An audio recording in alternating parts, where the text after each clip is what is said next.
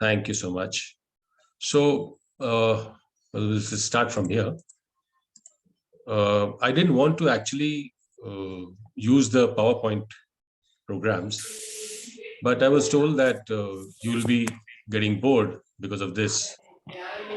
Use them. So, I have no option but to utilize that and make it a little more interesting for you. Before I start, I have two basic disclaimers to make. First, will somebody please mute the mic? Somebody's mic is on. So, first disclaimer is that I have absolutely no expertise, formal expertise in the topic of financial planning or financial advisory. I have never been, I've never purposely and very knowingly, I never qualified myself for any certification because I didn't want myself to be restricted by any kind of thinking. The book which Mr. Vineet Gupta talked about, Financial Planning for Seafarers, is a book which I wrote from the perspective of the most humble seafarer who did not really have much of insight into the finance field. So I desisted from using any definitions, any jargons, and all the definitions in that are my own. I'll introduce you to those definitions later on, but you can. This book was actually made freely available for Anglo Eastern. I was so touched by the management of Anglo Eastern that when they approached me that they wish to put this book openly for everybody, I immediately contacted the publisher and I said that we will share the whatever cost of publishing was, but let's make it free for everybody. That's for the simple reason that we are so much devoid of proper information everywhere that we, like Captain Vinit said, I mean, Mr. Vinit said that we are totally cut off from other things. So I have been with my colleagues and my fraternity for that reason for a long time. I would request everyone, please put off your mic, please mute your mic, everybody, please.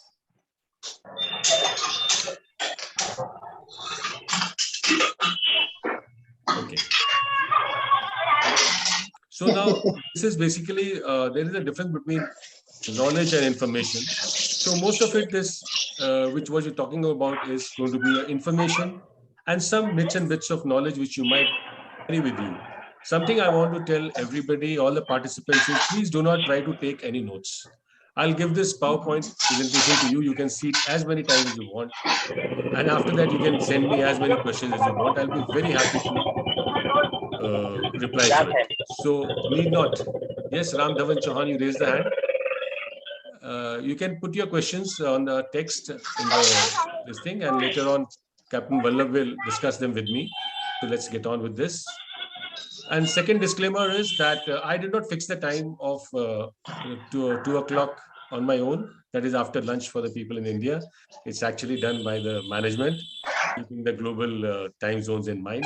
So please do not harbor any ill feelings for me. Okay. So basically, this is what the seminar we are talking about is that why would you need this particular seminar to tell you anything which you already know? You earn the money on board and you decide how to spend it. So I think we'll have to do something about this. Yatharth, do you have a right to mute everybody? Negative, sir. But only host has the right. Can we see who is actually? We are getting disturbance from Avesh Ansari and Dilip Kabadia. Can ask Ansari to. Can you please mute yourself? Avesh Ansari and Dilip Kabadia. Okay, Dinesh has told me to mute the mic of all participants. So, okay.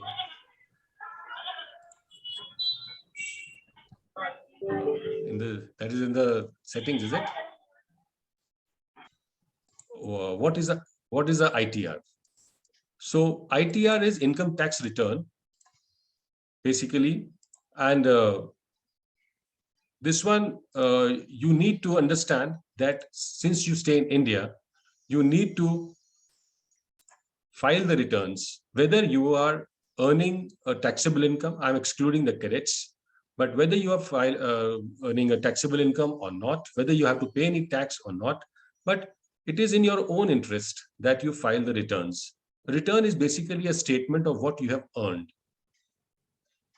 I'm taking all these things because when we will go to the point of planning our investments and savings, or the investments alone, then we should know that there's nothing between us and the government which will stand, and there is nothing that they can actually penalize us for anything.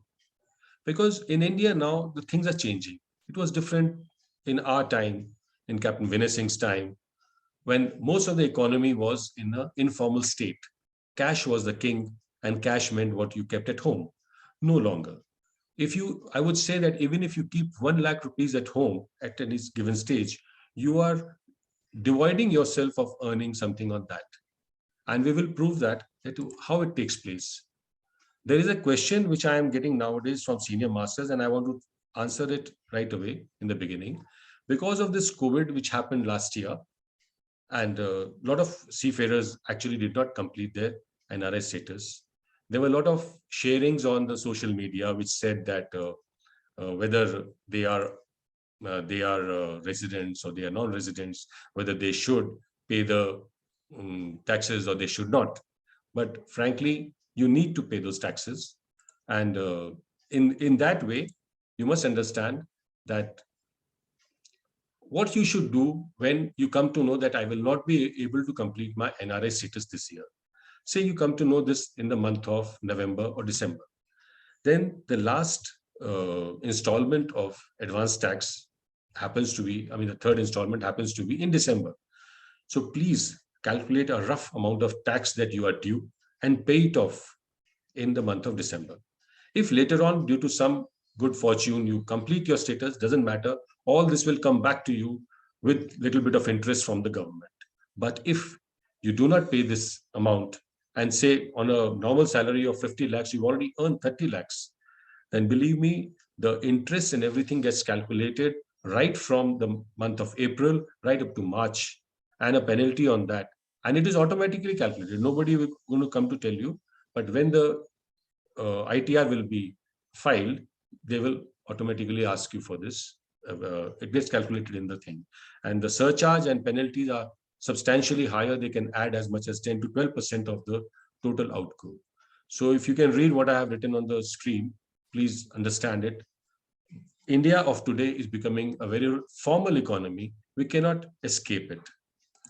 This is not how it should be started, but I am just trying to answer these questions so that you can understand that what is your status. If your status is of a non-resident, you have certain privileges of tax-free income, but you also have certain responsibilities as a non-resident, which you have to fulfill. Second thing is that since you are keeping so many documents in order for joining the ship, various certifications, COC, CDC, STCW documents, and now a lot of more things have been added since I left sea 7 years ago. So you need all these things also. And like Captain Vinay Singh said, that we should not leave our family in the dark when we go at sea. We're actually cut off. It's a very harsh thing to say, but we are as good as gone for them. So don't leave anything untold or unknown to the family, whether it's your parents or your spouse. So all these things, PAN, Aadhaar, KYC with the banks and everything, they must be completed. Like I said, India is changing now. Get the point. Then another important thing is that on the way to financial independence, what all things you should be doing. Actually, quite a bit of it was answered by Captain Vinay Singh and Mr. Vineet Gupta, that you need to take insurance this or whatever, but I'll try to put it in a little more formal way for you so that you can understand that. We'll go one by one. We've already finished the taxes and everything. You have finished your liabilities. Now, if you wish to achieve a financial independence, you should have an emergency fund of at least 4 to 6 months. This is the normal general tenure that you will be on board. So the family should have this as a reserve fund. That is, we assume that due to some reason, your allotment may not reach home. or like generally, you may not be able to send money for some reason, something may happen, but nobody at home should suffer. That is the most important point. So you should have an emergency fund of 4 to 6 months, and a term insurance plan is expected. I'm sorry.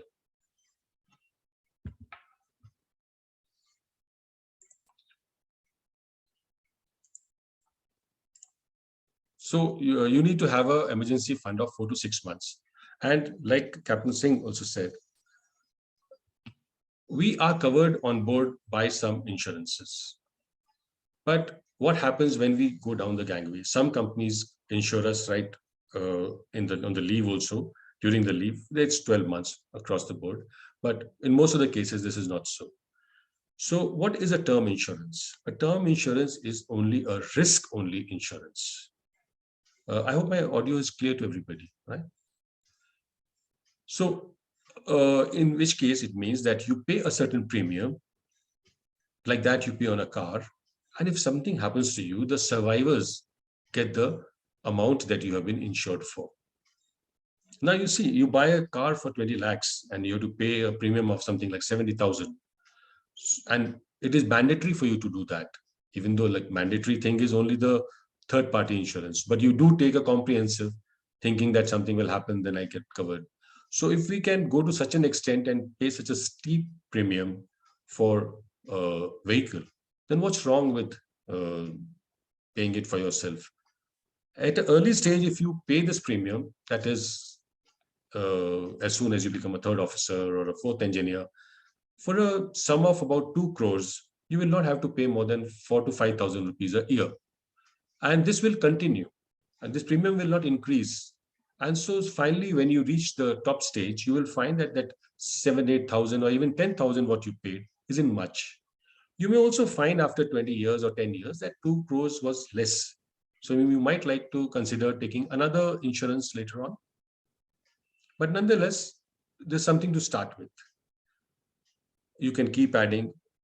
The idea is to put it into practice. You must have heard all these things from different channels on the papers, newspapers, websites. Also, TV speaks the same thing. But hearing is one thing, and putting into practice, like Captain Vinay said, is another thing. Similarly, we get something called a health insurance. Now, health insurance is also there for you, and the company sends you to the doctor if something happens. But do they cover you? Do you get covered when you are at home? No, you're not covered. Some companies do, but as far as I remember, even they had stopped some time back. So health insurance needs to be taken for you and your dependents, whether it's your direct dependents, wife and children, but you can pay a little more and include your parents as well. There are policies which cover all that. You can insure them separately also. A common question which is asked is that, do the term insurance and health insurance cover you outside India? Well, as far as my information goes, all the insurances were valid only for the Indian territory, if you take it in India. And for other countries also, most of the insurance were actually taking care of only the country. But now some exceptions will keep getting made for an extra premium or something, where they will cover you everywhere. But even if this doesn't happen, even if it doesn't happen, you're good to go. You can just take this insurance for the time that you're on leave, because the health insurance is also valid for your family. So the premium is even worth for that time. So I hope it's all very clear. Something which Captain Vinay in the beginning set the stage very nicely. And he had also covered my next point of buying a house and taking a home insurance. Now, buying a house is something that we can speak about it later on. But if you already have a house, and even if it's your parents' house, it makes sense that you take an insurance on that. There are 4 types of insurances which are taken on the home. One is for any damage to the building. This is also called Fire Plan A in the insurance parlance, insurance language. You can take that for the building, anything happening due to riot, arson, burglary, and various other natural damages, even acts of God. You can take an insurance for the contents of that inside the house. You have to prepare an inventory and up with approximate amount for each things. I mean, whatever equal to, and you come to some figure, and you insure the contents against natural damage, acts of God also.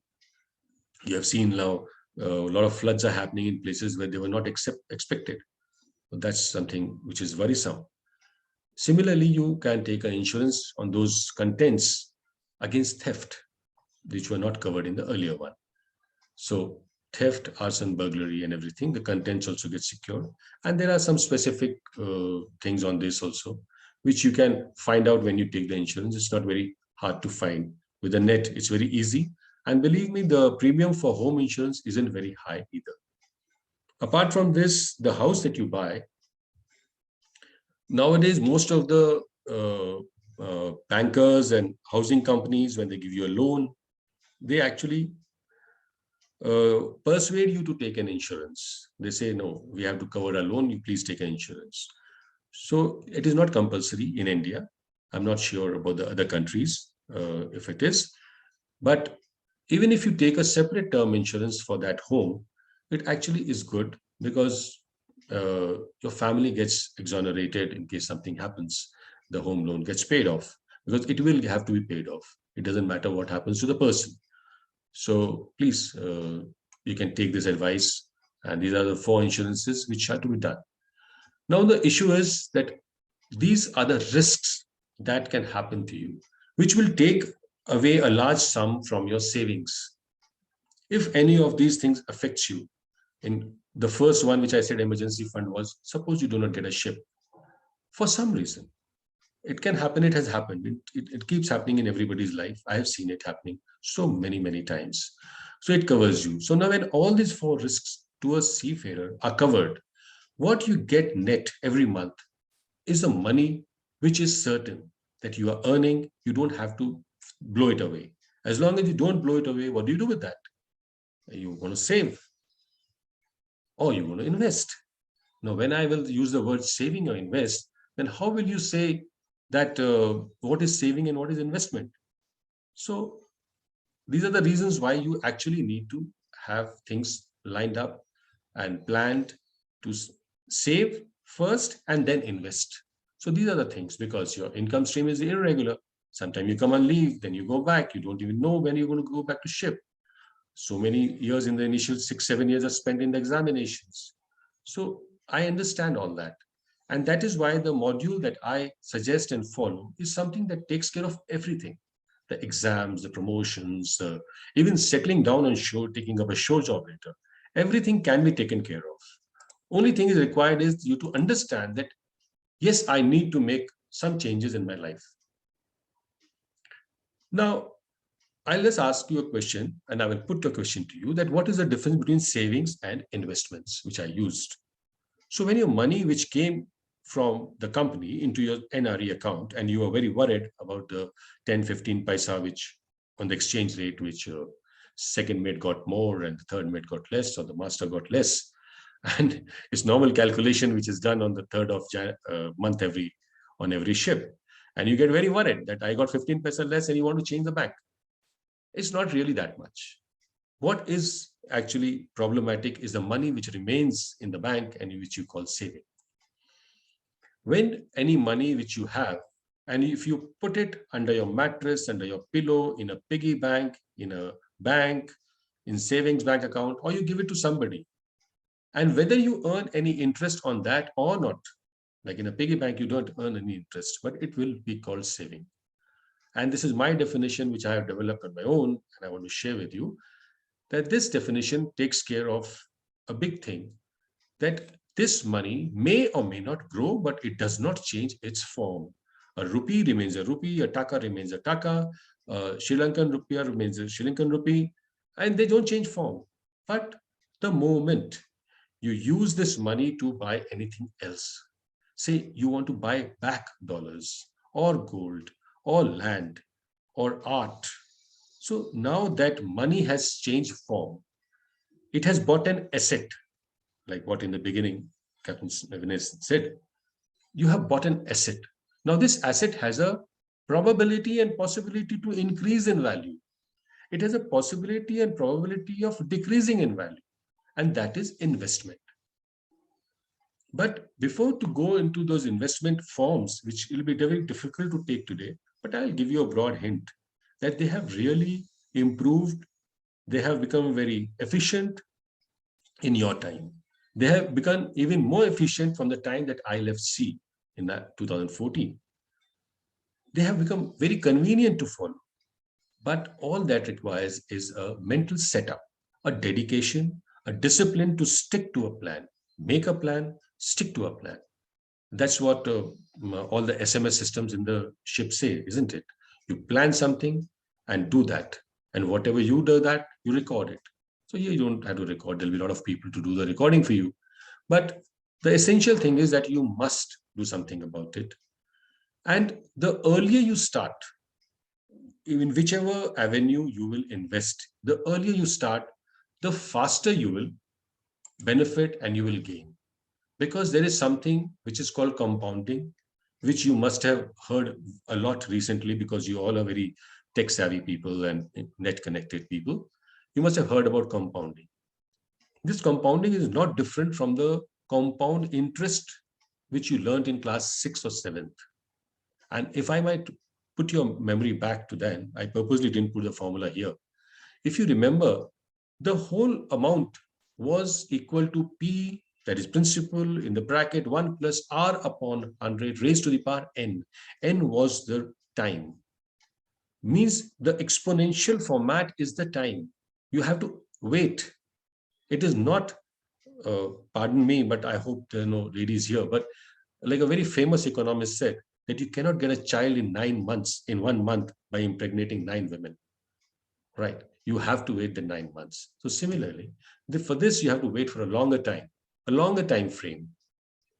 And this is just a method I have given you, but instead of reading this, go to the next one. Is everybody able to see this? I'll try to make it a little bigger. You see, we have 2 gentlemen, Michael and Dyson. And Michael, as soon as he becomes a 3rd officer or a 4th engineer, or let's call it a 3rd officer, he starts saving $100 a month. And he saves only up to age of 31. After that, he doesn't put in any more money. He's just putting $100. And this money is increasing at the rate of 12%. He has put it in an avenue called for 12%. Let's call it hypothetical figure.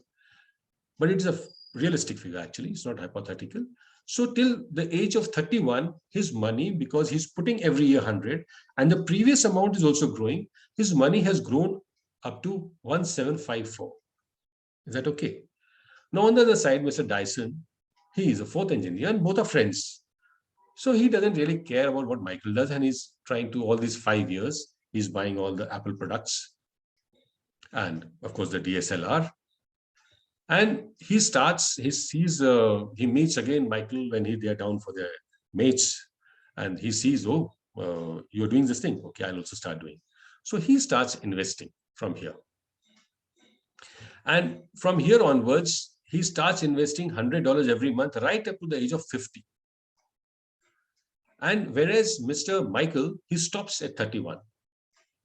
He gets his master's license and he says that I've made enough. So you see, he stops here as the age of 31. And Mr. Dyson, who has started about 5 years ago, he continues right through. But you see, at the age of 50, because of those initial 5 years which he started, and the compounding effect, see the difference that still, without even putting money, Michael is still making more money than Dyson. But what if the same Michael actually was a little more disciplined and he had continued with his $100 every month right up to the age of 100, right up to the age of 50? You see, he was making 21,458 as against 13,000 of Dyson and his own corpus of 15,000.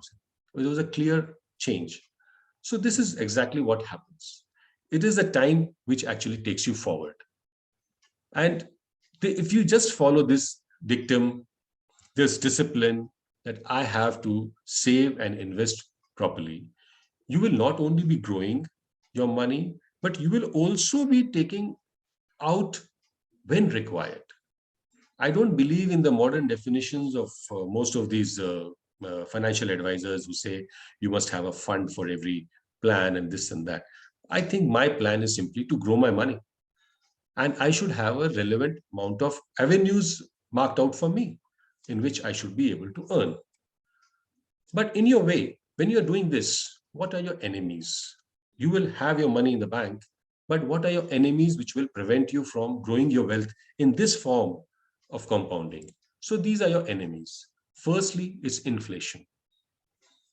What is inflation? Inflation is precisely that everything becomes expensive. And it is the unwritten rule in economics that mostly the rate of bank interest is less than inflation, which means your money, without doing anything, by just leaving in the bank, will never be able to earn more in real terms, because the inflation will always be more than the interest which you receive. Second, taxes.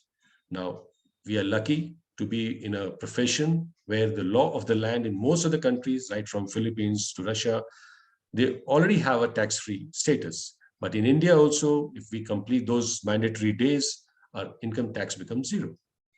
So consider that income tax to have been an extra income for yourself. That 30%, 35% which you would have paid as taxes, consider it your saving. And just think of investing it. The avenues of investment we will just discuss. Another is a bank account. Like I said, these are the enemies. You put your money in the bank and you think you're safe, but actually, even without doing, that money is reducing. Similar to bank accounts is the post office schemes, which are actually replica of the British system, but they are quite popular. People who put a lot of money in Singapore also I have seen. That's the best one. This is the costly life insurances. We just discussed the life insurance in the beginning. That was a term plan.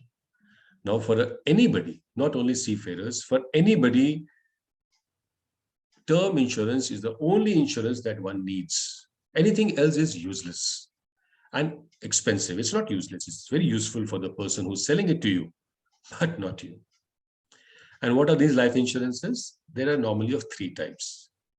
And they will mostly be sold by your friend's father or your father's friend. So if these two people you can keep away, you'll be safe.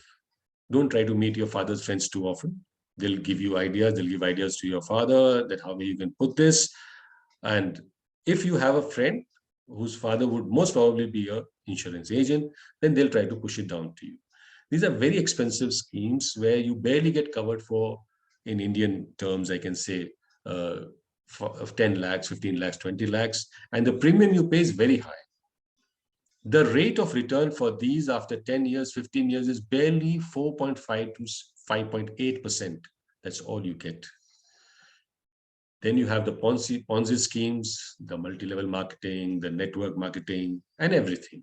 These are the things which actually keep eating into your plan, the future. Which plan? This plan. Something which you were supposed to start at 22, you did not start at 26, maybe you didn't even start at 30, as I have seen a lot of people. So that is what gets into you. And lastly, of course, is a brilliant thing which we all of us have, is a lethargy. Kal karenge, aaj nahi karenge. So whatever you hear, verify it. You have collected some information from people, verify it with the advisor, verify it with people who have been doing.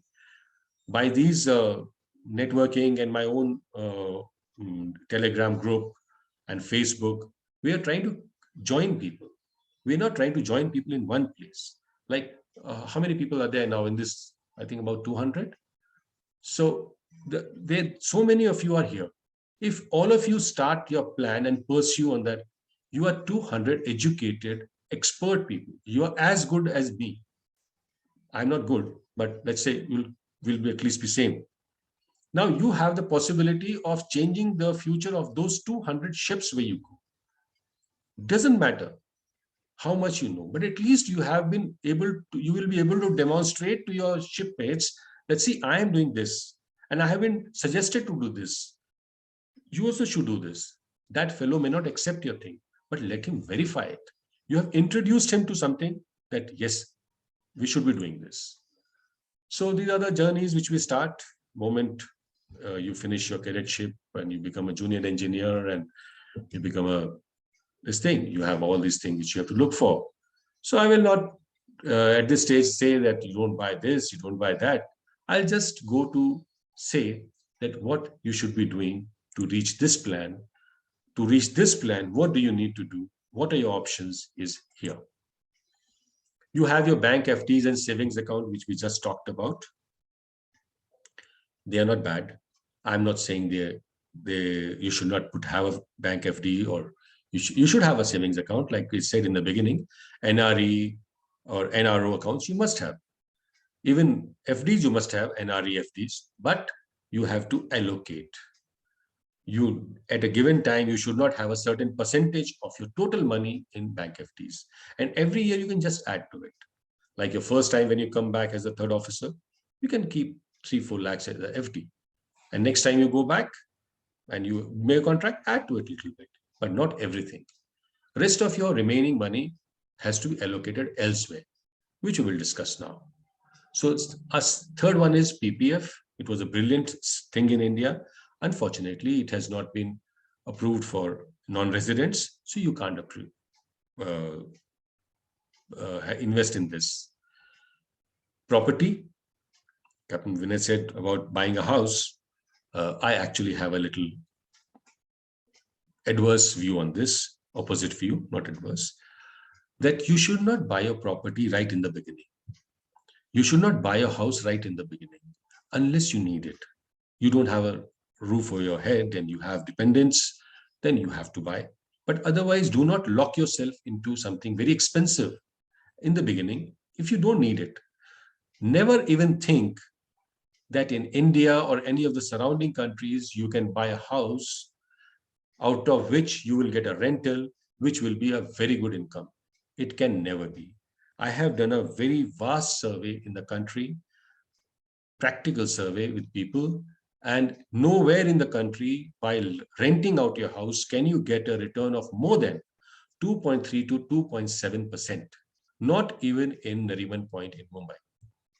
Because if you're going to buy some property for 300 crores there, you will get a rental according to that. You will not be able to generate, certainly not more than 2.7%. It has been proven by the economists again and again. So one needs a house. Yes, one must buy, take a loan, a cheap loan, like nowadays it is available. If somebody wants and the necessity to buy a house, you must. But otherwise, property per se, I am a bit apprehensive, especially for the people who are living in India. In India, property is a cesspool where your money, yes, it gets multiplied, but when you sell it, you do not get the entire amount in white. You do not get entire thing. And then you get an amount of cash, which we have time and again see that if you want to utilize it, you have to buy again and things like that. Then you have gold. Yes, gold is certainly a store of value, and you must buy in certain moderate terms, but then again, not in the beginning of your career when you do not need it. Because all these things which we have discussed so far do not generate your income in a measured way right through. You cannot say that I bought a property for 1 crore last year and it has become 1.3. Yes, it may have become. But if you need just 30 lakhs, will you be able to sell that property for 30 lakhs and let the other part remain? It's not possible. So with time, from the time that I have started observing the Indian economy, right from the time of as a fifth engineer, I have found these to be very inefficient systems, which do not really work on us. Next is the famous thing, stocks. You must be hearing it on board. A lot of youngsters with laptops and things are buying into these. Yes, they are stocks which actually help you generate wealth.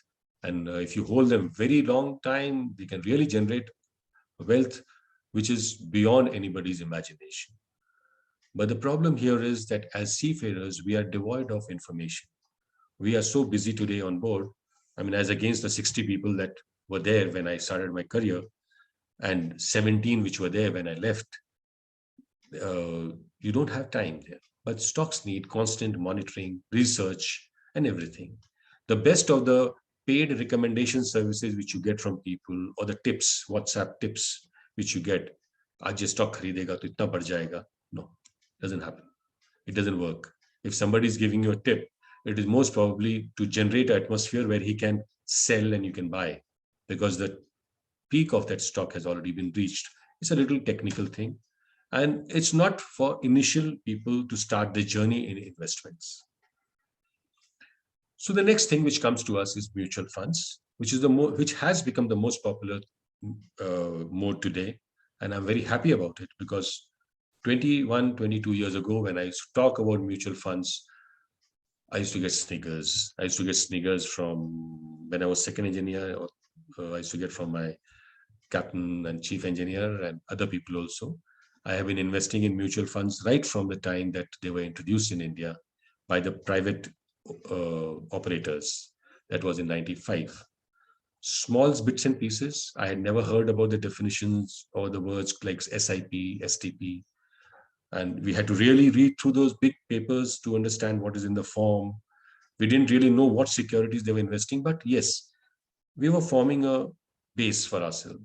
I was trying to learn it through various methods, because I was very interested in finding a mode where a seafarer, a mariner, can actually generate a pension, because there were no pensions. I had written to all the ship owners that I sailed with that why don't we have pension, but nobody was ready. So then I started reading about pension funds in the world. CalPERS, that is California. As a fifth engineer, as a fourth engineer, instead of seeing the sites of the port, I would go to a bank and try to find out. And there I used to come across this word called mutual funds. I'm sure by now everybody knows what are they? They are a kind of collection of pool of money by similar kind of people, investors, little money from everywhere, from few thousands to few lakhs, and they make a big pool. And from that, they buy different things. And what are the different things? These very stocks that I discussed. These mutual funds are run by professional people. They are companies. And the mutual funds in India, I can say, because I did not come across the similar kind of regulation in Russia or Ukraine or even Philippines. I did not find similar kind of regulation, but yes, the mutual funds exist in all these countries. But in India, the regulation of mutual fund is quite strict. The regulator, which is the SEBI, SEBI, it takes a lot of interest, and it actually makes sure that nothing wrong happens. So this is our basic mode where I like to advise the seafarers to start investing. They are of two types. That is the equity, which invests in stocks, debt, which invests in the fixed income instruments, which are not actually fixed income, but they are by and large safe. Nowadays, in the equity category, that is the category which invests in stocks, further specialization has taken place, which makes the buying of mutual funds a lot cheaper and easier. And they are called index funds and ETF, exchange traded funds. Captain Ballabh here is one of the members of our Telegram group, and we freely exchange this information. We discuss. It is not that I say or he says something and we accept. We all discuss that we should do this, and we all do it together. Who do mostly the game? It is like a VLCC, you know. It is like a VLCC. We are moving, but once in a while you need to correct your course. So that course correction is mostly 1 degree, 2 degree, 3 degrees. It doesn't have to be hard over, right? So it is very necessary. What kind of mutual funds, what are the names, how we should go about investing, we will have to take it on a different platform, because we do not have so much time to discuss today. But what is important is that mutual funds will give you or have the ability to actually plan your future, plan your independence, financial independence. They have the flexibility to give you the kind of return that you want, depending upon your age. And in general, also it helps you plan and change your plans whenever you want. For example, you change your country of residence tomorrow out of India, you go elsewhere. Now, what happens if you already have 3 properties in India? How do you sell them? All these things are very heavily stacked against the Indians. Are you aware that if a non-resident Indian sells a property in India, he has to pay 20.8% TDS? Now, this 20.8% TDS is not on capital gains, but the total value. And this you will get back. Yes, you will get back when you will file your returns, because that is the way of the government to make you file your return. But you get that back. Now, what happens to the property that are in India if he doesn't intend to come back to India? But is this not the same thing with the mutual fund or stocks? You already have a non-resident account, you had an NRO account through which you invested in them. So your KYC in the mutual funds or the stocks is through your non-resident account. When you want, you take this money out. That's the flexibility. Of course, even today, there are people on this webinar itself who are attending from different countries. They are earning in their countries and still investing in India, because Indian market is a developing market. So is Bangladesh or Sri Lanka. We all are developing countries. And it's only the developing countries which have an ability to generate that kind of appreciation. If it was a physical seminar, I would have loved to be asked this question, that why do stocks make money for us? And because of stocks, why do mutual funds make money for us? Why should I invest in mutual funds? Per se, if you ask me a question, I don't invest in mutual funds. I invest in my country. I invest in the companies of my country, whether they are private or there are some government companies also like IRCTC and all that. So now mutual funds own holding in all these companies. Now, as the country grows, along with that, these companies will grow. And as these companies will grow, their share value will grow. The share price will grow. A company like Havells, if you have not heard of it, or Asian Paints, just about 15 years ago, they were trading at about 1/20th of what they are trading today. And today you see, the amount has increased so much. So all this reflects in the value of the fund which you hold. If your country grows, you benefit, you grow, you take part in the ownership of the company. I'll give you a very good example. Suppose somebody has contracted a heart disease or diabetes, and he is asked to take a certain medicine, say insulin. Now, if he is taking the insulin, he's a consumer. He's spending money to use that insulin. Am I right? Now, he decides that, okay, I'm spending money here, but he knows that this is a life-saving medicine and everybody is taking it. So he goes and buys a share of that company, say Biocon, and he buys it. And with time, he sees that his share is actually increasing. I'm not saying like we are making money out of the misfortune and misery of other people, but it is a company which is doing its research, and it is growing along with the country. I mean, the country is not really spreading diabetes or heart diseases, but certainly there is a company which is trying to make medicine so that people are healthier, or the hospitals. So when you buy the shares of these, or you buy the mutual fund which buy the shares of these companies, you become a shareholder, you become a stakeholder, you become a part owner. Even by investing 5,000 rupees on a very micro level, you are a owner in the property of that company. And similarly, when you invest through these mutual funds and they are investing in debt, the money is given to the industries to grow, to the government to carry out its plans on which they get a return. So you are part and parcel of the growth of the country. I'm not saying by putting the money in the banks, you're not helping, you're helping. but then you are not getting the part return or the fair return for what you have done. So we have to be smart. We are staying in this country, and we will grow. And when the foreigners, the people from other countries can actually come in here and invest, then what's wrong with us? It's quite simple. So after this, after mutual funds are the main, actually the threshold, which normally are the not the base on which most of my seminars are built. But because of not knowing the participants personally, because all these webinars should be designed as per the people who are attending it. So I feel that it is not in order to discuss more on them, except the fact that these are the most versatile instruments which any person, Indian or non-resident, can actually invest and make a good, comfortable uh, position for himself, plan his freedom.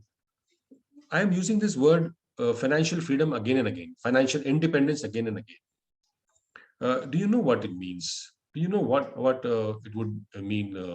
I mean, if we say financial freedom, what it is? From whom are we getting freedom? We are getting freedom from our own routine.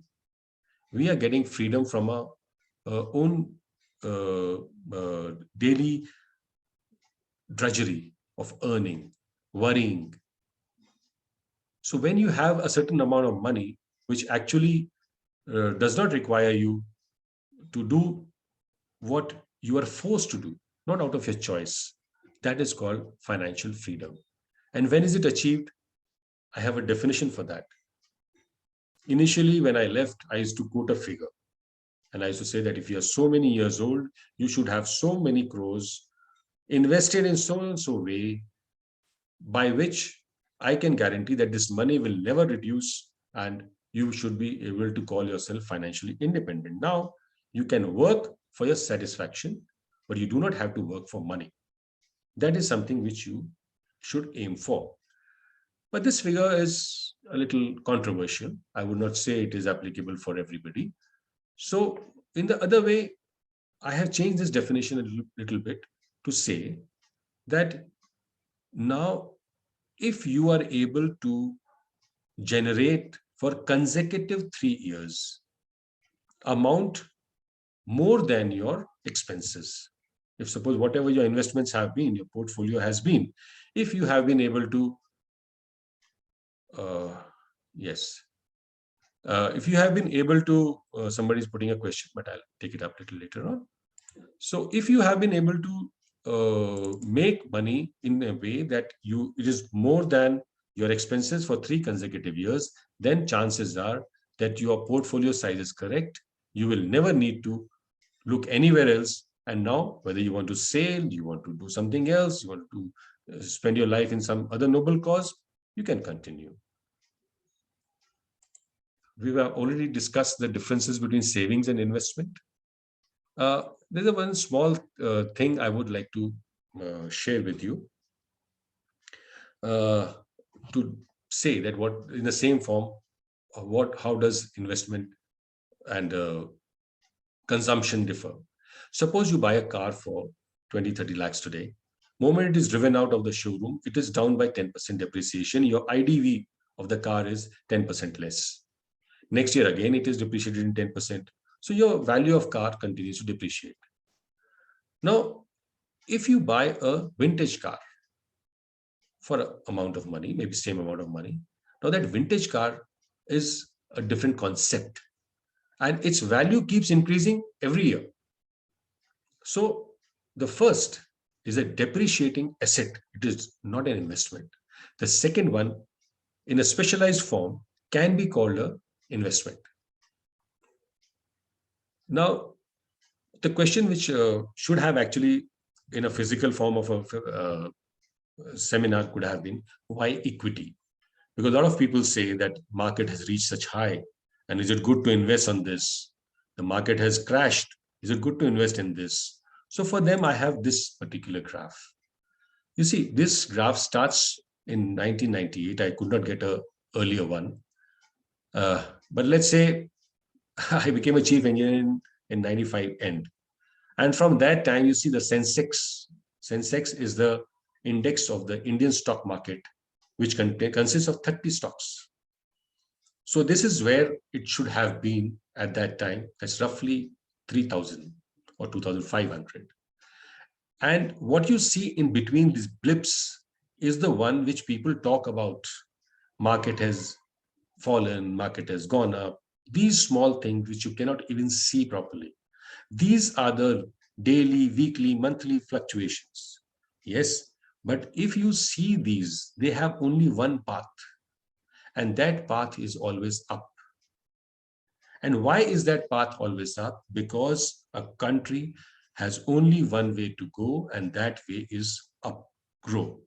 The country only can grow. We are developing countries. Our industries have not even started today.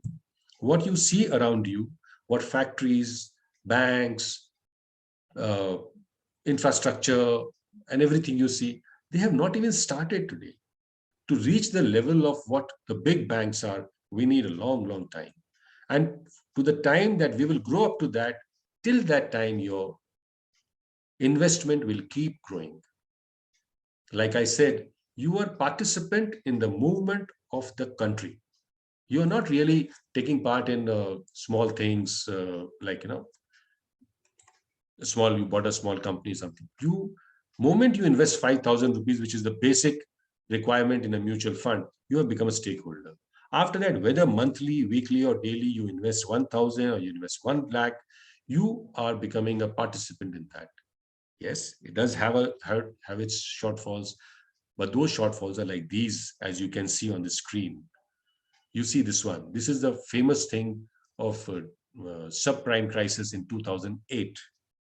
It is very important for me to tell you here, for all the 200 people who are attending this seminar, I would never have been able to give this up here in 2014 if this would not have happened.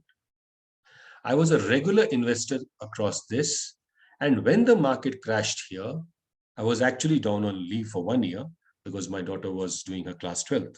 Now, those are another eventualities which you have to cater for. For 1 year, I was not only spending, but I was also investing. So because I invested at this level, when the market went up here, it actually gained. And then, of course, the last year, this thing happened. You see how sharp this drop was last year because of the COVID. In just 15 days, it recovered. On 24th of September or March last year, we had a webinar between our own members. I think Captain Vallabh was also there. And we had decided to actually put in some money into the foreign stock market also by way of mutual funds. Yes, that is also a possibility in India. We have funds which invest in Europe, America, China. We have Brazil also. So we can invest, but we have to select which one are good. That is something which comes by collective wisdom, logic, by not thrusting my idea upon other people. We freely discuss and say, this is happened. Will it work or will it not work? But you see, all these things, I would not have been able to quit, like I said, if I had not continued my investment. And another point that I wish to make to all the members in terms of single-minded approach, your investment, your journey towards financial planning, to financial investment, financial independence is not on the stock market, is not on the stock share price. It is not on the land that you buy. Your growth of your wealth is because of your mind. It is only you and you alone who actually is standing between you and the success or the growth of your assets.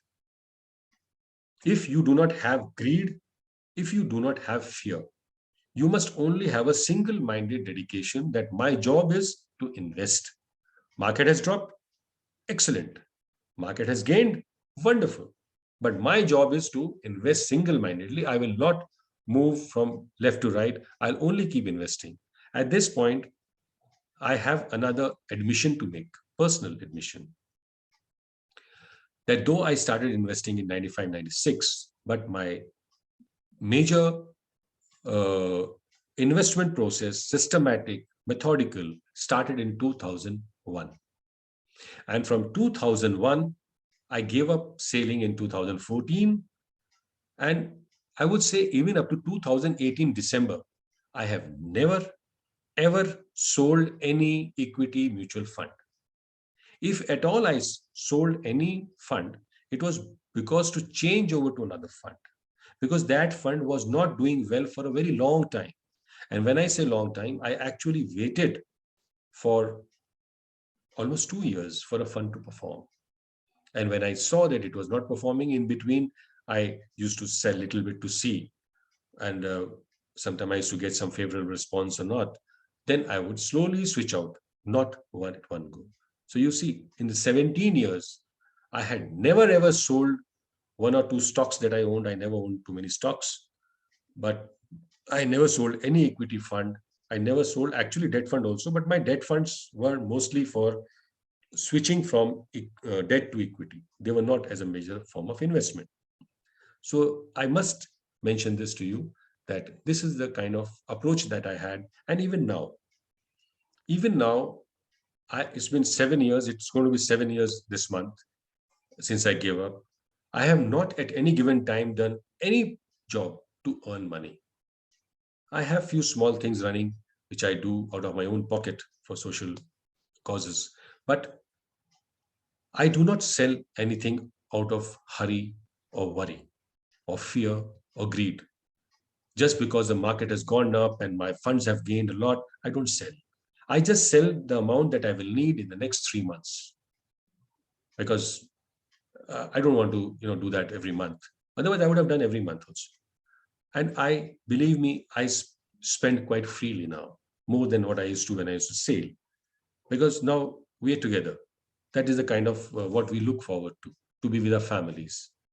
Even if we have to sail for whole of our lives, we should be in a more comfortable position and with a positive approach that we should sail. I love the sea. I really did. There were things that happened because of which I had to take the decision. Otherwise, I would not have, but I definitely would not have sailed only for earning money. I was on my way to financial independence, certainly. So now the question was, this is what actually happened. This is a graph. This graph starts from 1998 up to 2021. Good 24 years. It goes actually even longer, but I could not get hold of it. So this is, nobody should get worried that now the value has come down or what is going to happen. So in short, if we start from the basics, this is what I would like to say. Stick to shipping. If you have taken up the profession, don't be scared. Don't be afraid. Yes, life is becoming more and more difficult with shorter port stays and no show leave, and now with COVID and everything. But things are more difficult down on the shore. You may be hearing about a lot of success stories of Oyo rooms and this and that, but they don't happen to everybody. It's happened to 5 people in a country of 1.4 billion. It doesn't happen every time. So please be comfortable, be dedicated. The reason why I have chosen this path of investment for myself and for so many colleagues is because I feel that you should do about money, not worry about money, not think about money. When you worry and think about money, that is the time you become money-minded. If on board you find people, blaring about their investments, I invested so much in stocks, it becomes so much, don't believe them. Because even if they have made that stock 3 times or 4 times, ask them, how much did you invest? Now, what is the big point of earning 20 lakhs, investing 30,000, which becomes 1.5 lakh, and what is happening to the remaining 23 lakh 50,000, which is in the bank? You must calculate the value of the entire portfolio. And the entire portfolio includes your money in the NRE account, NRE FDs, gold, not real estate. And of course, your stocks and mutual funds. I leave out the stocks. Let's talk about mutual funds. Because here you can quantify, you can measure. I had invested 5 lakhs, today it stands at this. If I continue to add like this, it will continue to grow like this. One more thing I would like to tell you about equity here is that In equity, the returns are not proportionate. They are not uniform. After 5 years, you can say, I have got a return of 23% per year. But the 23% was not every year. 1 year it could have been 5%, 1 year could have been minus 8% or 18% also, but next year it would have been 58% or 112%. This is equity. It gets affected by the government policies. It gets affected by the conditions that we have seen last year, this year. There is no explanation why, when the economy is totally stopped, like now, still the share prices are going up, still people are making money, like nobody's business. Nobody has explanation to that, but the fact is in front of you. So all questions asked, the word is systematic investment. Small investment, doesn't matter, but continuous. You should not miss out a day. You should not miss out a week when your money is not earning for itself. When you invest in these formats of mutual funds and stocks or NPS, NPS is also basically National Pension Scheme, where the money is invested in the market, just like mutual funds. And it's a little tedious thing to understand. So for the time being, I will leave it out, because for non-resident Indians, it's becoming a little difficult to open the accounts initially.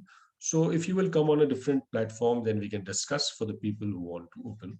But certainly, if NPS was there around 25 years ago or 30 years ago, I certainly would not have need to learn all these things, because NPS would have taken care of that in the long term. But the history of NPS is not so long ago. So I am still very apprehensive and not very sure about how much money we should be putting in that. So there is something that I wish to also to bring to your attention, that in the same term as income tax, that there are a lot of people who have not filed their returns, even masters and chief engineers and senior ranks. So please try to file for as before as possible now, 2 years or 3 years as you can, with the help of a CA.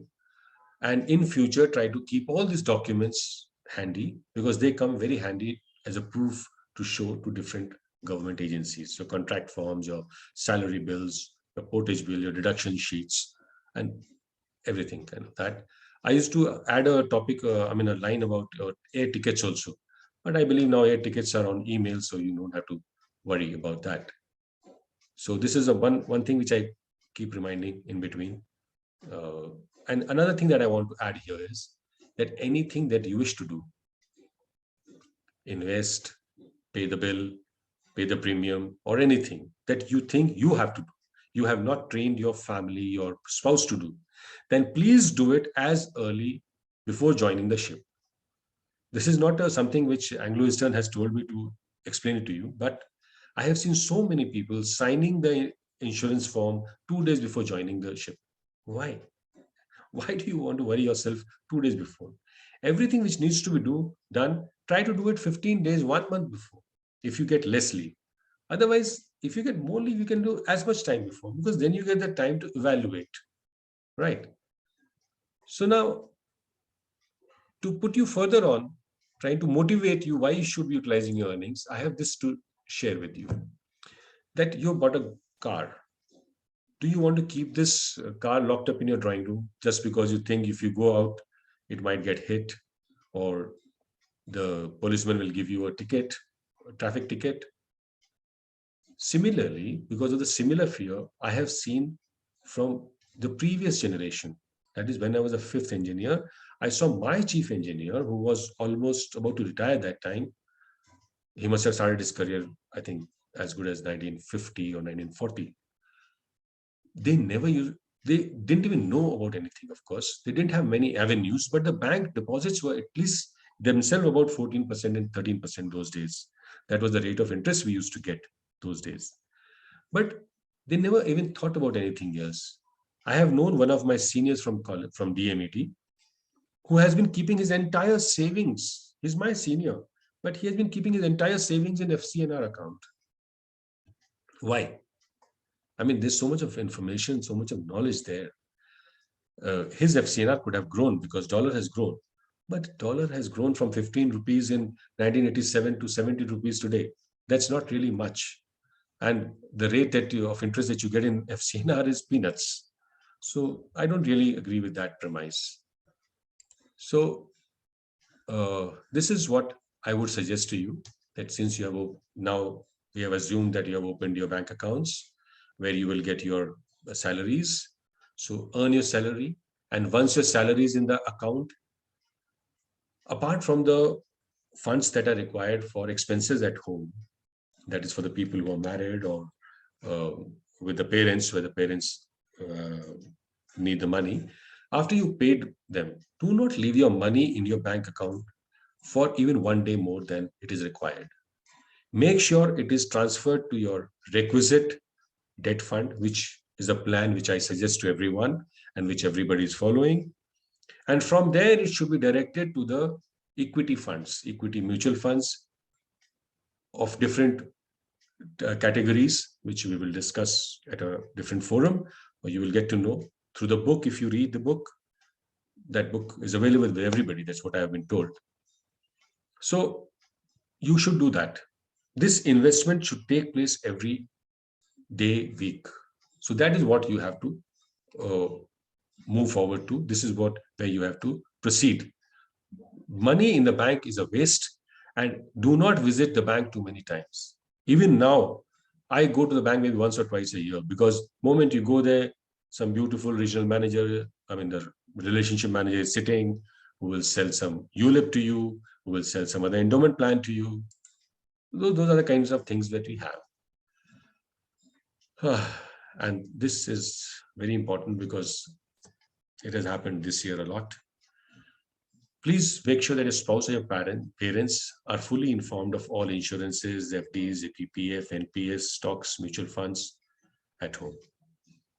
Make sure there is a diary with all the login passwords in hard copy, where you have written all of them. Leave it at home. A lot of my people on shore, friends, have passed away this year, and I'm still struggling to find details for them, helping the families. They are not mariners, and even then they are having so much problem. So once you take that suitcase and you leave home and your flight takes off from the Indian grounds, your life is not really in your control. Yes, the net has made things easier for us, but it will not be easier unless you try to make it easier. Once you have started investing, this is my another nugget, that to consume, make all the expenses from your salary. Do not break your investments. Like I told you, for so many years, I did not touch my mutual funds, and let them grow. It is like planting trees or planting small shrubs, flowers. You have to give them time to grow. If you're going to eat them every year and plant new ones, they're not going to give you any returns. So whatever you allocate for your savings and investing, for future investing, let it be there and continue to use from your salary. Whenever we have already covered your 4 risks, we have already covered your home loans. So there is not much of expenses that should come your way. If you want to invest in, this is a little specialized thing, but some senior people can ask me later on that, can I invest in my wife's name? There is nothing called investing in somebody's name. When you transfer the money to their bank account, they are fully capable of investing in their name. And this salary, because your salary is tax-free, and their income for that particular year, whatever you transfer, is actually tax-free. Only when they will sell it, then they have to pay tax on their income. There is a little attached caveats to this, which I will discuss with people as they ask questions. So you have these challenges, that no agents, distributors, wrong information given by the people. Well, you don't have to worry. The network on ships is very strong. Somehow your question will find your way to me, and we will take it up. We have a very, very strong group of seafarers, all of who are very dedicated, very disciplined, and they are not only creating wealth for themselves, but they are also helping other people. There are over 470 people on that Telegram group. You can imagine all 470, even if 400 people are further teaching 20 people on their ships how the information is spreading. These are the common questions we ask, that what is the what we do now, the FD rates are less and all that. So the answer is we have all types of mutual funds to give you very good returns. I don't even look at the bank rates today, or not. I haven't looked at them for about a decade and a half. I've never really worried how much return bank rate interest I'm getting. So finally, think of your retirement planning, your financial planning as a house. It is a final house. And think of every investment that you're making every month, every week, as an EMI that you're paying into that. Along the way, there'll be expenses, there'll be things which have to be taken care of, which you can take care of if you have started investing in this way. Once you will start on the channel, you will learn, and you will not be asking me questions. I mean, you will not be asking questions to me, but you'll be answering those questions for other people. You'll be experts. We do not need to see CNBC. We do not need to visit any websites on the daily basis. There are one or two websites which will give you actually knowledge in perfect form, after which you will not have to ask anybody. It is a very self-starting system, which we can continue. So now that's all I had to say, and I would like to look up to Captain Ballab for any other things that you wish to ask me, and I can answer. I've tried to contain myself in 1 hour, which is a bit difficult for me. But anyway, so Captain Ballab, you can please pass on the questions to me, or I'll just put on the chats here, but I won't know the questions that people want to ask.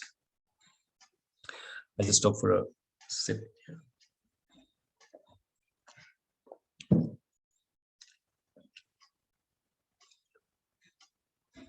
Yes, please. So do I take questions as Captain Ballab says, or should I start answering myself?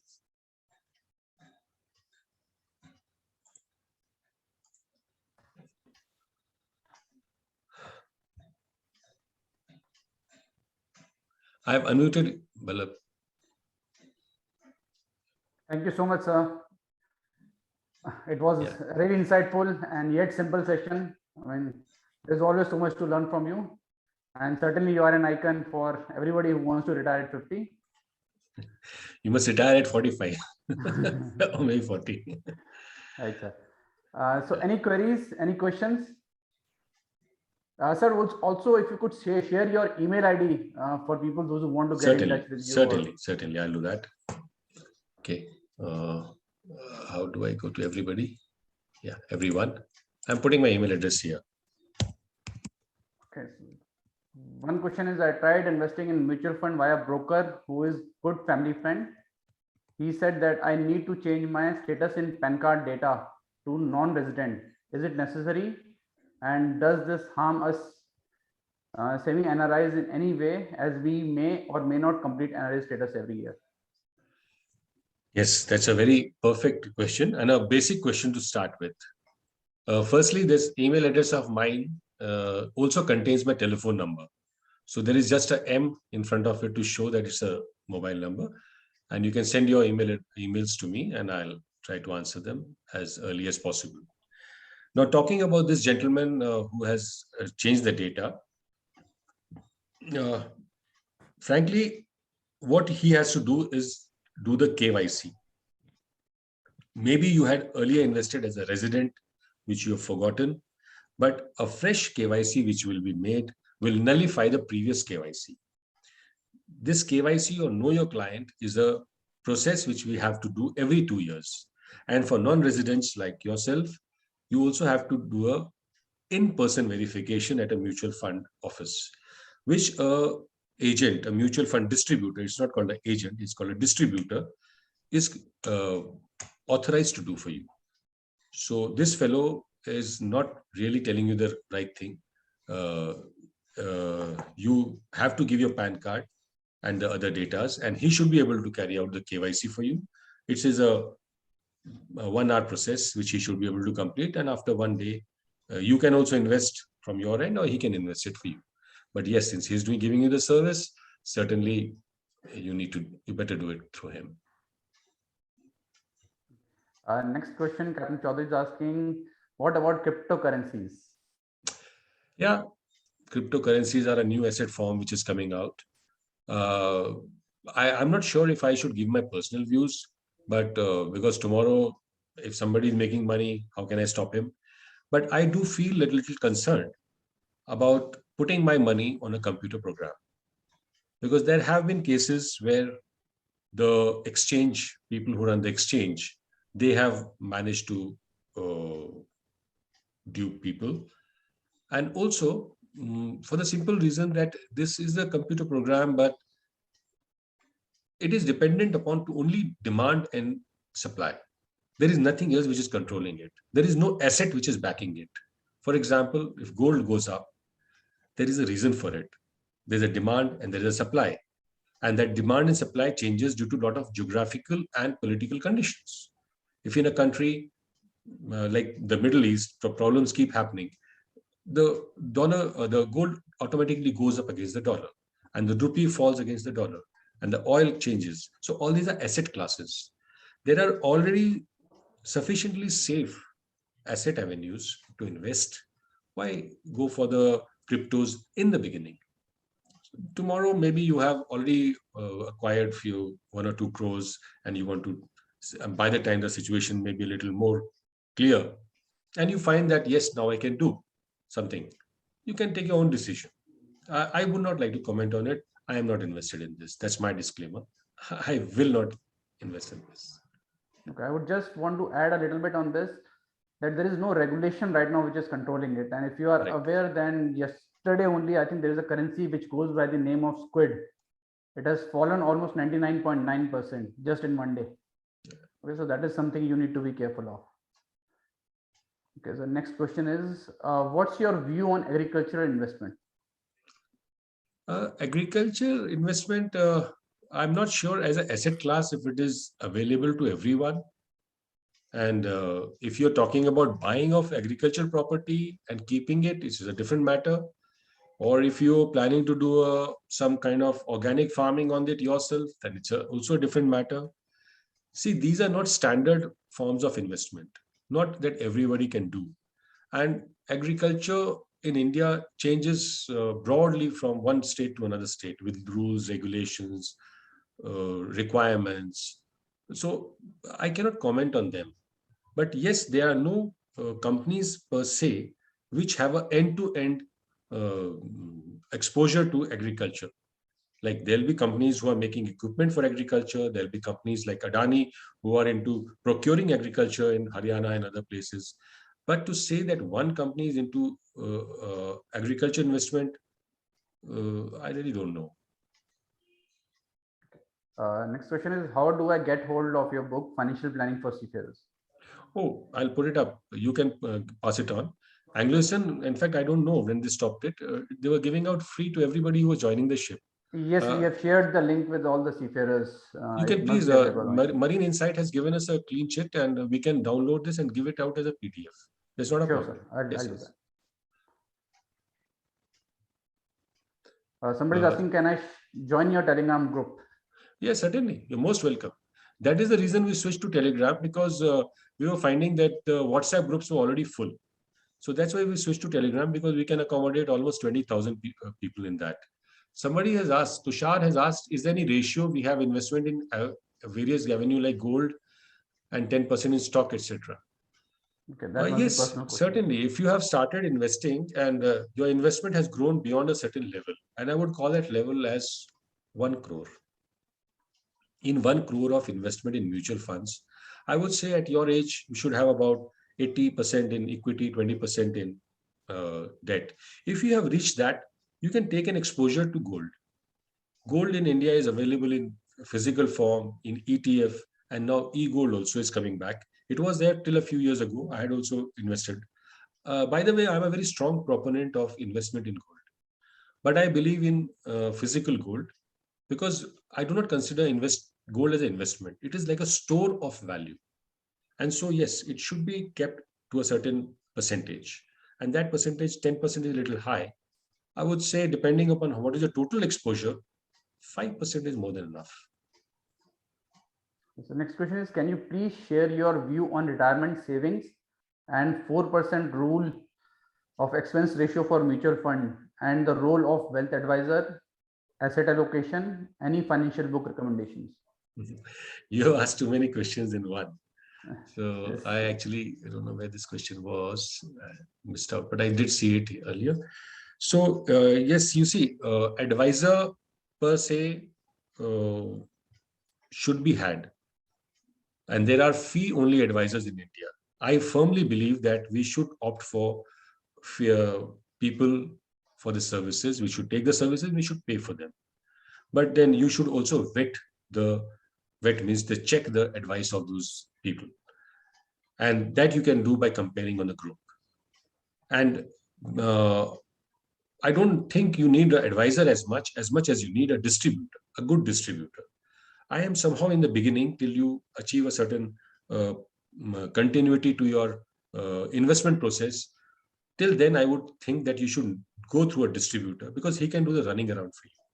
If you want to start as a third officer, fourth engineer, you do not know how to start in a place like Mumbai. If you're going to go twice to the mutual fund office and you find it closed, and nowadays all the offices are closed because of COVID.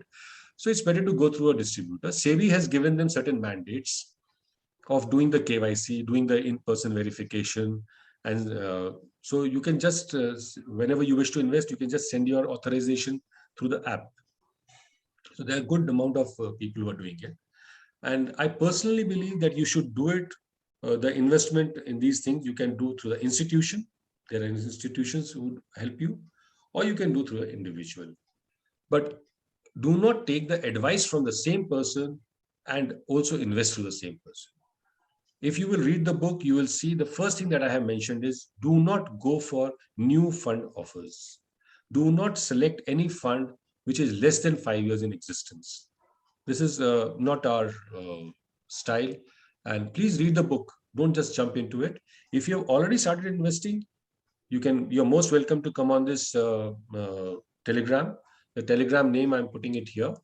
It's called, you can also type it out. It's called FinWorld at Sea. So that is the name of the Telegram group, and you're most welcome to come here.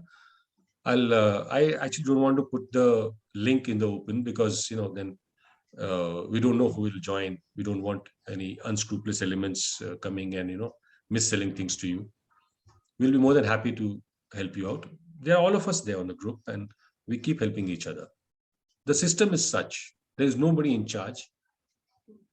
It's nice that you let me suggest to you and you take actions on that, but they are very nice people who have also achieved their financial freedom, or they're on the way to their financial independence.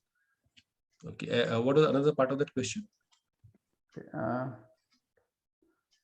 Retirement saving 4% rule expense ratio for mutual funds and the role of advisor. 4% rule, I'm not really aware. He's saying 4% rule for expense ratio. Expense ratio. The expense ratio in mutual funds is not that high. There are two ways you can invest in a mutual fund. One is through the distributor, which is called the retail plan, and another is a direct plan.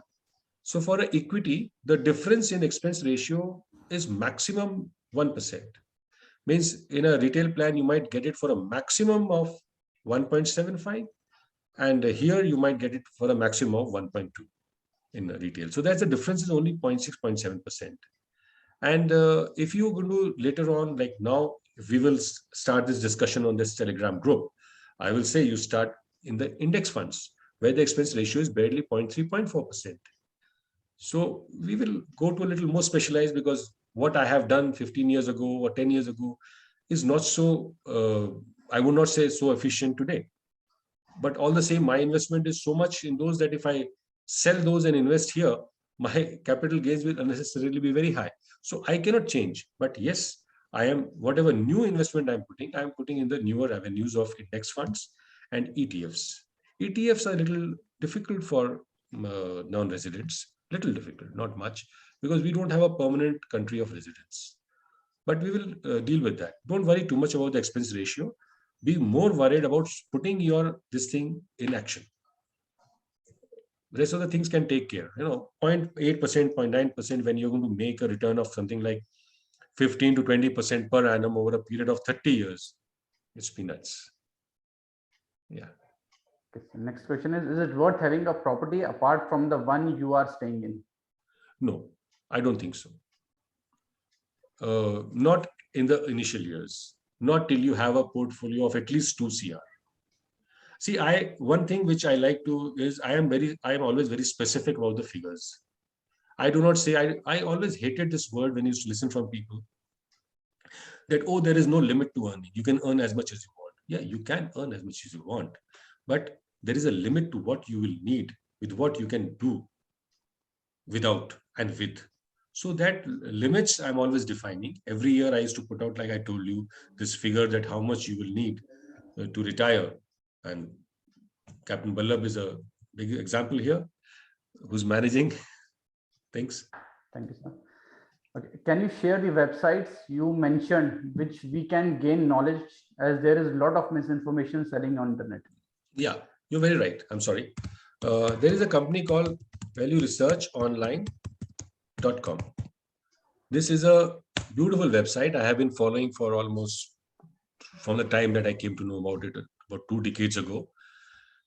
I have made my account here, and I used to do all my dummy investments here to learn. And whatever portfolios I have made, now the recent one is almost 10 years ago I made, and it is still running there. It gives you a lot of things for free. You don't even have to go for the premium service, which is a paid service. This is one of the better ones, valueresearchonline.com. And there is, I believe, morningstar.in also, which you can visit, but concentrate on one. Here, I would like to tell you one more thing, that it's good to learn, spend some time, download articles and learn. But the reason we take up mutual funds is basically precisely so that we do not have to keep thinking about it. We should not be having to, all the time worrying about it. I invested 50 lakhs today, this has become 49.7, tomorrow it's become 51. So I'm feeling happy. Yes, when you do all this, after a few years, you get a feeling of satisfaction.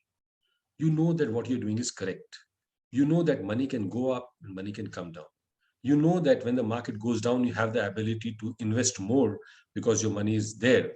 And you are getting to invest like in a time machine, time machine going back in time. So you have the ability to go back in time and invest. So you learn with time, you grow with time.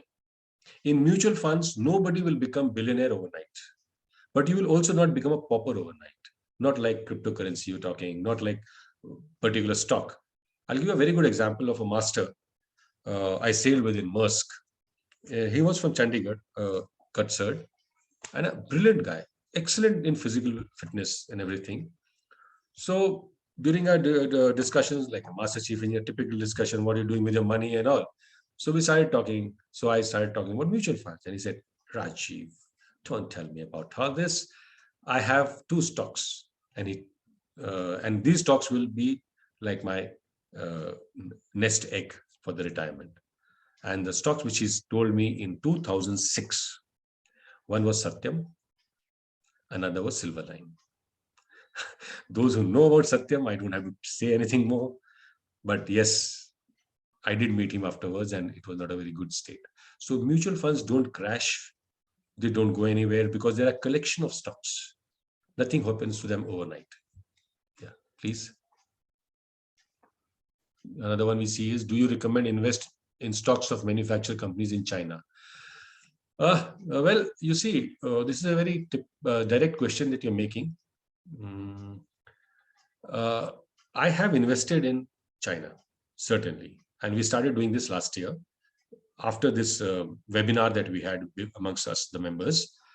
And we started investing via Edelweiss Greater China Offshore Fund. And last year, it was giving excellent returns. And for past 3 months, it was not. But this is also a mutual fund. And it is a feeder fund. So it is, we will tell you later on, it is get taxed like the debt fund, but it doesn't matter. But yes, I am diversified into this.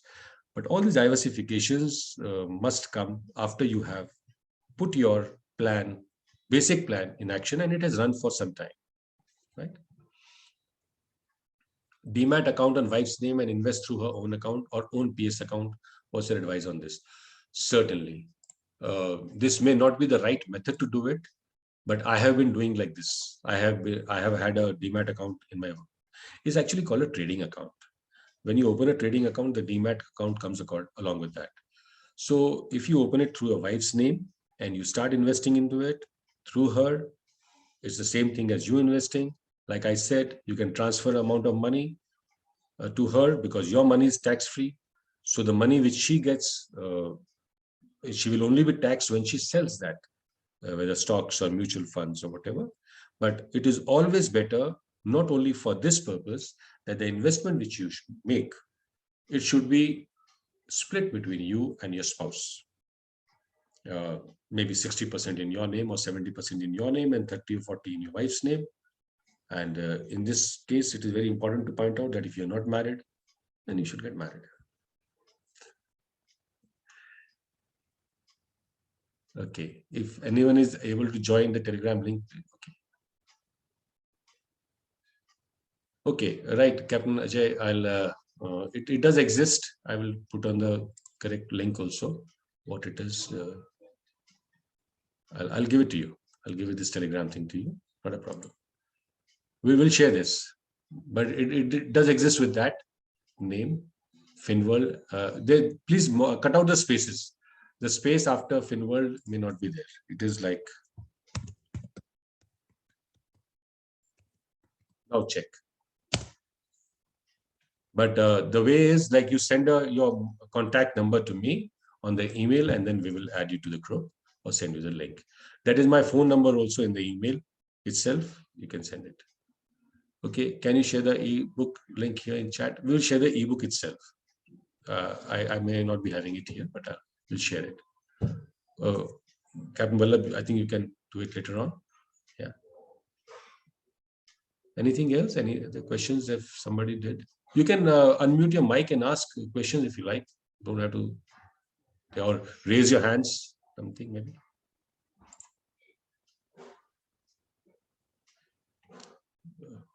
Anybody has any questions, or maybe we can. You again gone on mute, I think. Well, okay. So nobody has any questions. So now I'll give it back to you. What is the best procedure to invest in mutual funds? Somebody asked, I think. Yes, the first time if you want to invest in a mutual fund and you do not have any other access, like I dealt with a few cases in the small cities of there in India, in Bihar and Orissa, you can go to your bank and you tell them that you want to invest in this particular fund, let's say Axis liquid fund or Axis blue chip fund, whichever. It is not necessary that if your bank is Axis, you have to start with Axis mutual fund, but it is okay. If you go to HDFC also, you can ask that, or if you, now even the PSU banks help you open it. So once you have opened the first account, that means your KYC has been completed through your NRE or NRO account. After this, you are free to buy it on your own, or you can go through the bank. Even if you have made the first investment through the bank, it doesn't mean that you have to do the future investments through the bank in the retail option. You can actually go direct after that. That's a little under the table way of going it, but that is okay. Sir, are you running firm for investment advising? No. I am not running any firm for advising. I am a single entity, and this desk of 3 feet is my only office. Yes, now my city home in Dehradun, I am opening up like to meet people for this purpose and other purpose. So I don't have a firm. You ask me any question in the individual capacity, I will reply. It is far better to ask on this group because there you will get a varied opinion. And sometimes I am busy with Vipassana and other things that I do, so I may not be able to reply. You will definitely get a varied reply, and you can take your own decisions or you can take the recommendations of the people. There are people with a similar background as you. This is the basic reason why I prefer to speak with people, because I understand. Once you tell me your age and your rank, I know how much money you have in the bank, unless you've been buying a MacBook every year or a car every year. So I know. So it's very simple for me to understand. You can just ask me a question and I'll be more than happy to answer. Up to what amount MF profits are tax-free? MF profits are actually, they are called capital gains. And for equity capital gains, they are exempted up to 1 lakh of capital gains. And that is the law as of today. Before 2018, they were totally tax-free. Now they are made taxable. It is a possibility that in future, they will again become tax-free. So that is the biggest reason. But you don't get scared because of that. What you have to get understand is that first, you do not have any option to invest anywhere else. Second, when we talk about capital gains, you see, suppose you invested 10 lakhs and that 10 lakhs has grown to 3 lakhs to 13 lakhs. So your capital gains is 3 lakhs. In 3 lakhs, suppose you have to actually sell the entire 13 lakh to make that 3 lakhs taxable. Now, out of the 3 lakhs, 1 lakh will be tax-free. And the remaining 2 lakhs will have to be paid at 10%. That is 20,000. So out of 3 lakhs, you are paying 20,000. Whereas if you had this 3 lakhs in your bank as a FD, firstly, it would not have grown to such an amount. And whether, suppose in between you become a resident, what would happen to you? Suppose you became a resident for 2 years. Even if you are a non-resident, if you become a resident, that interest of NRE account will become taxable, which is not the case here. In mutual funds, even if your status changes to a resident, you don't have to go running and change your status to a resident in the mutual funds. For that matter, even the bank allows you to keep your status and maintain your account as NRE for 2 years. That is accepted because KYC takes place in 2 years. Assuming you had to take a break in the early part of your career to do your exams, later part of your career for your children, or due to some other reason, you don't have to really switch bandwagon in mutual funds or this thing.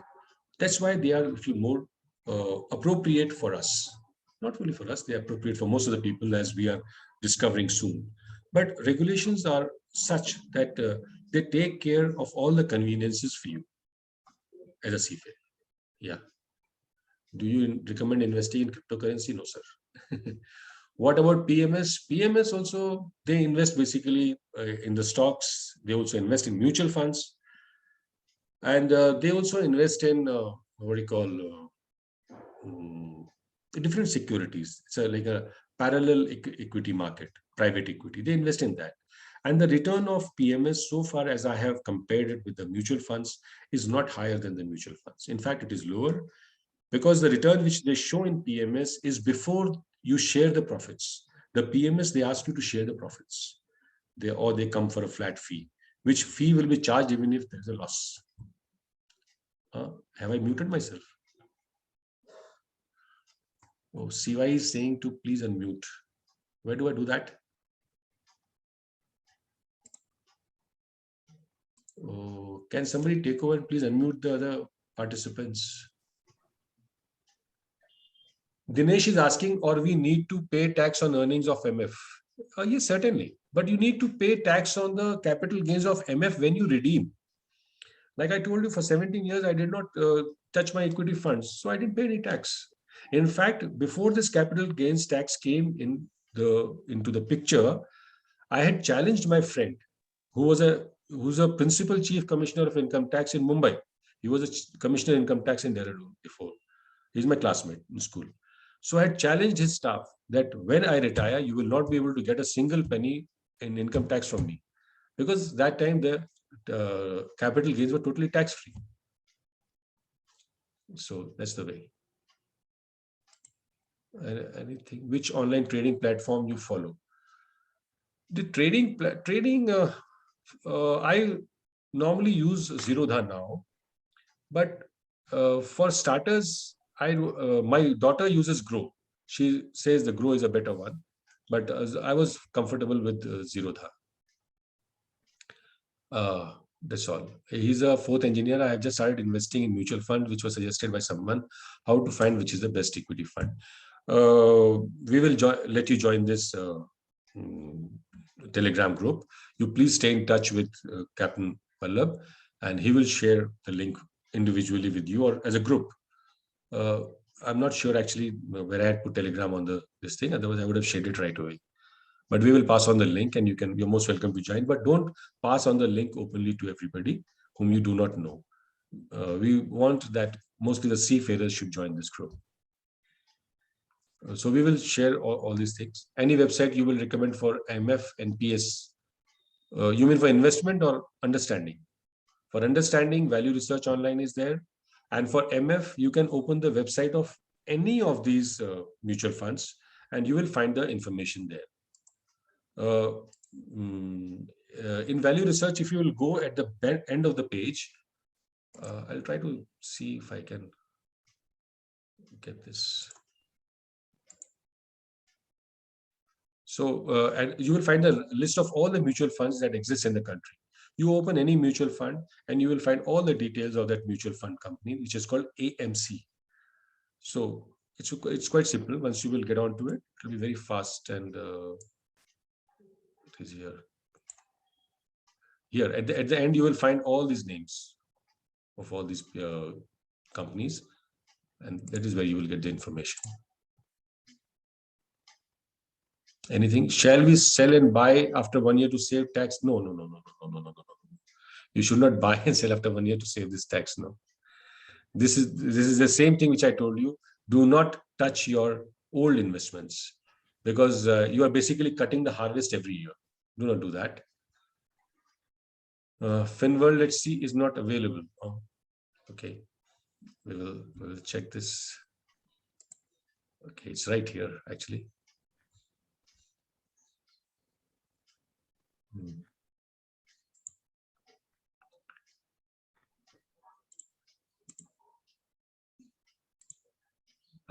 Mr. Vineet Gupta just joined this, and it is the.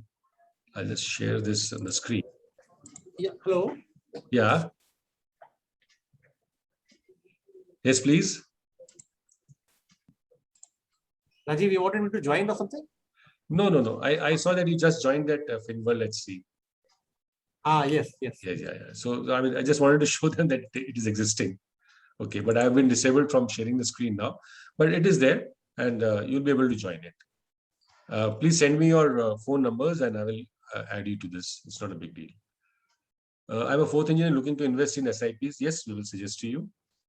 Can we directly start investing in NPS? There is a procedure involved to register it, and I would suggest you do it when you are on shore or on leave, because it involves a little procedure and it takes a few days.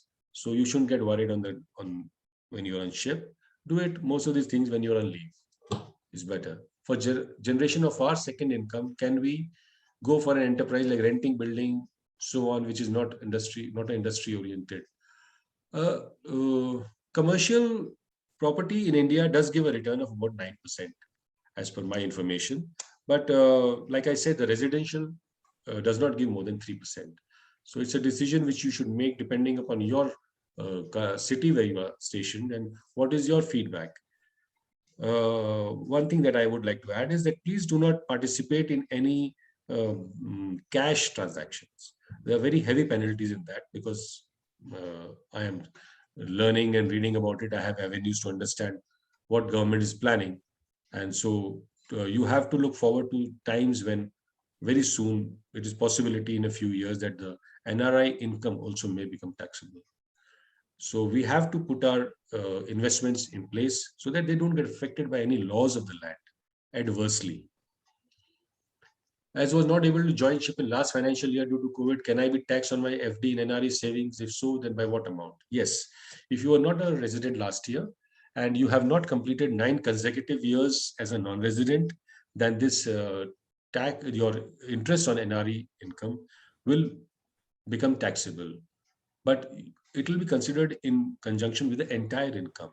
If your income is below the tax slab, then definitely you will not have to pay any tax. All this you'll come to know only if you file the returns, because then CA will be able to calculate. I am getting all these numbers and I'm not aware if I'll be able to have these numbers when I go offline. So please send me on my email address or on the WhatsApp or something, or one moment. Now that I can have it, I think I can share the link also as well. Just a moment, please.